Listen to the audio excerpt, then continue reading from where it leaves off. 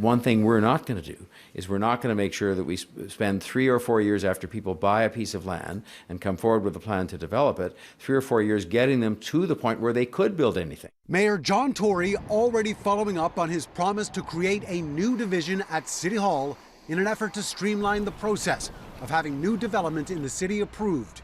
It comes in the wake of the province's new sweeping legislation trying to do the same by getting housing built with ambitious targets for all municipalities. This is housing of all types. It's not just detached homes. It's semi-detached, triplexes, fourplexes, family-sized condos, rental accommodation. Every continuum of the housing spectrum Ontario needs, and they need it now. With the new rules, there are concerns from housing advocates that they give too much authority to the province.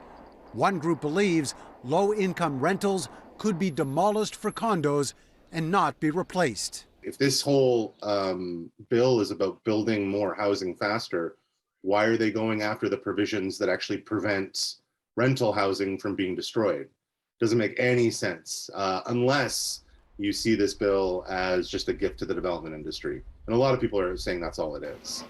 Tory says there are city provisions in place to keep that from happening now, but it's unclear what could happen as a result of what the province is pushing forward. We have a rental replacement policy in place that is quite straightforward and talks about the need to replace apartments, especially those that are affordable or for people with lower incomes. And we're just in the process now of reviewing what I think is a 135-page piece of proposed legislation to determine the things that are of concern to us and the things we support. There's also concern that the removal of some development charges will eliminate funding the city needs to support new housing with infrastructure like roads, water, and sewers. What we've decided is those homes that Ontarians want, inclusionary zoning, not-for-profit, so this is attainable and affordable housing.